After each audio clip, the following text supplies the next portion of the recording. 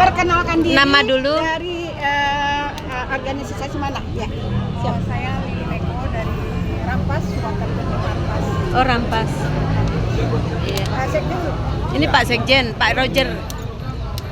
Selamat sore teman-teman.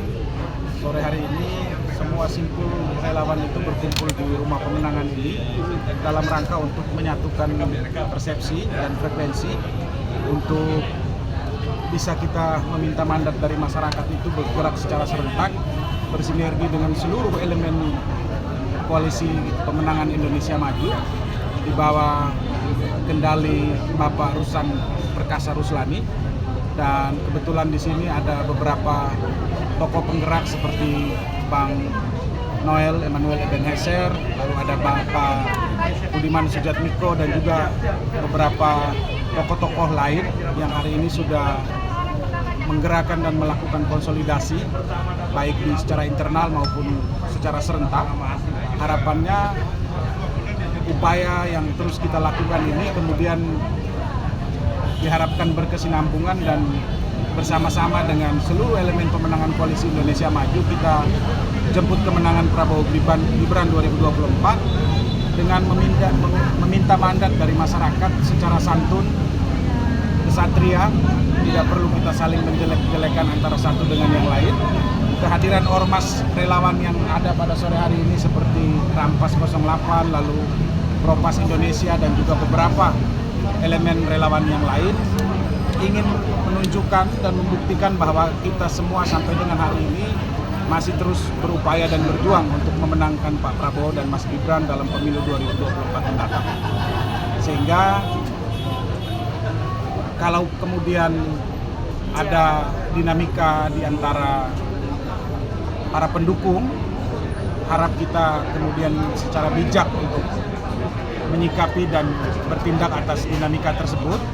Karena arahan dari Pak Prabowo adalah bahwa kita harus terus mengutamakan kesejukan dalam berpolitik. Politik harus riang gembira, tidak boleh ada sikut-sikutan.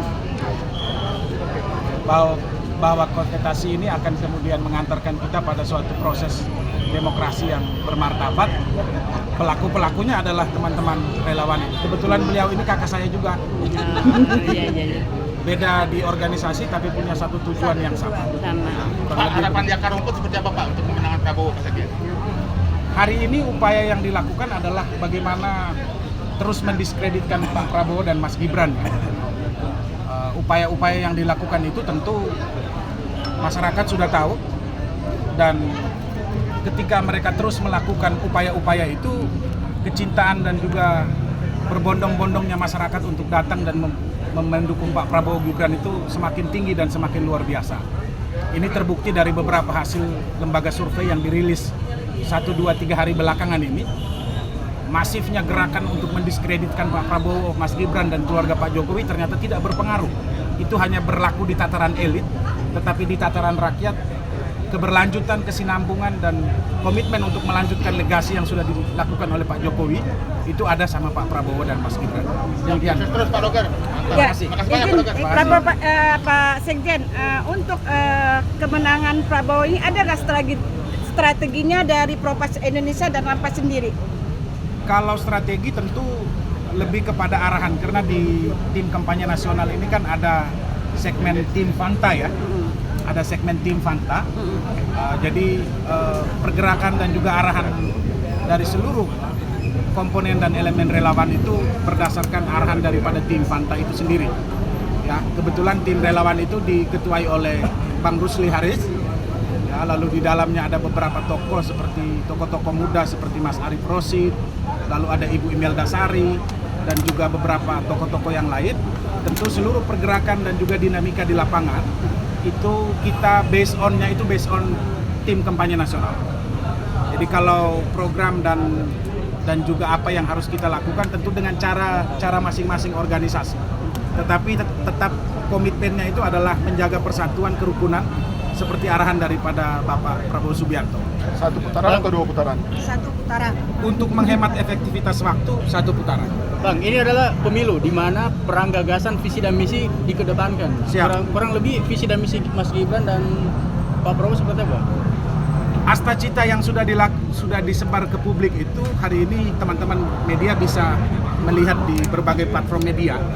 Tetapi besok hari Jumat itu keluarga besar Universitas Muhammadiyah Solo mengundang Pak Prabowo dan Mas Gibran untuk mempresentasikan dan membicarakan soal gagasan membangun Indonesia. Itu akan dilaksanakan besok di Solo dan ini terbuka juga untuk umum. Mungkin teman-teman media bisa melihat nanti hasil rilisnya seperti apa. Tetapi pada prinsipnya bahwa apa yang sudah diletakkan dan dikerjakan oleh Pak Jokowi itu menjadi salah satu komitmen daripada Pak Prabowo dan Mas Gibran untuk bisa melanjutkan, karena jaminan kesinambungan program-program yang sudah dilakukan selama 10 tahun ini, seperti yang Pak Prabowo selalu katakan bahwa ini adalah akselerasi di mana kita akan menuju Indonesia emas. Sehingga kalau ada perubahan-perubahan signifikan yang dilakukan hanya karena kepentingan politik, jaminan kita untuk masuk dalam gerbang Indonesia emas itu hanya sebatas angan-angan saja. Oleh karena itu, seluruh elemen relawan, Propas Indonesia, Rampas 08 dan juga semuanya, kita akan berusaha semaksimal mungkin meyakinkan kepada masyarakat, meminta mandat dari rakyat, meyakinkan mereka bahwa Pak Prabowo dan Mas Gibran akan terus berkomitmen untuk melanjutkan apa yang sudah dilakukan oleh Pak Jokowi. Dari partai sebelah memberikan informasi semacam redaksi atau diksi bahwa Mas Gibran dianggap memperpanjang dinasti politik. Tanggapan Abang, gimana Bang? Ya, seperti yang sudah disampaikan sebelum-sebelumnya, dalam kehidupan berdemokrasi kita ini, dengan sistem demokrasi kita yang kita anut saat ini, dinasti politik itu kemudian hampir saya katakan subjektif. Mengapa saya katakan subjektif? Karena ini sistem terbuka, Bang. Artinya bahwa kita memberikan mandat sesungguhnya ini kepada masyarakat yang akan menentukan. Jadi walaupun ini anaknya Pak Jokowi atau anaknya siapapun, ketika rakyat tidak berkehendak, ya tidak akan terjadi. Sehingga narasi dinasti politik itu menurut saya sangat-sangat kontraproduktif dengan apa yang kita anut, sistem demokrasi yang kita anut hari ini. Beda kalau kemudian tidak ada proses pemilunya, langsung ditunjuk saja. Tapi ini ada proses pemilu, rakyat berbondong-bondong pada tanggal 14 itu. Bukan jenderal, bukan petani, bukan nelayan, bukan tukang ojek, semua sama rata statusnya pada saat itu. Untuk menentukan dan memberi legitimasi kepada pemimpin bangsa ini, tentu suara-suara yang berkaitan dengan dinasti politik itu menurut saya sudah kurang relevan, Bang. Ya, ini menurut saya ya. Dan Pak Prabowo juga menyampaikan, saya yakin teman-teman relawan yang lain semua juga sama, bahwa Pak Prabowo juga menyampaikan bahwa dalam konteks dinasti politik kita sudah ini isu sudah usang, ya, sudah usang karena proses bagaimana melibatkan masyarakat dalam demokrasi itu adalah sebuah proses yang tentu nanti akan kita lalui secara bersama-sama pada tanggal 14 Februari nanti.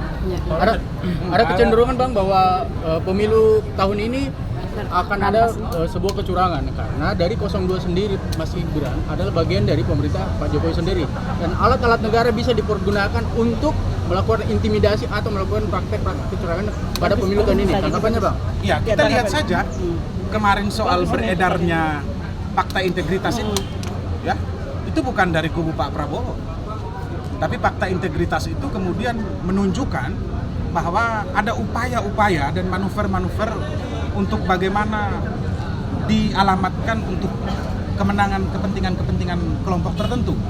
Ya, Koalisi Indonesia Maju bersama seluruh elemen pergerakan hari ini enjoy aja, Bu. Tidak pernah kita kemudian merasa jumawa dan merasa bahwa kita ini adalah bagian yang sudah pasti tinggal. Kita semua ini masih meminta mandat rakyat, Bu. Sehingga bagaimana meyakinkan rakyat ini bukan soal mudah. Ini masih hal yang cukup sulit meyakinkan masyarakat supaya masyarakat kemudian bisa memilih Pak Prabowo dengan Mas Gibran. Jadi kalau dilihat bahwa kita punya perangkat kekuasaan, sebenarnya ini upaya ini isu yang digiring, ya, ibarat orang main bola, belum mulai main, bola belum kick off, kita sudah bilang wasit akan curang. Kalau begitu jangan main bola dong.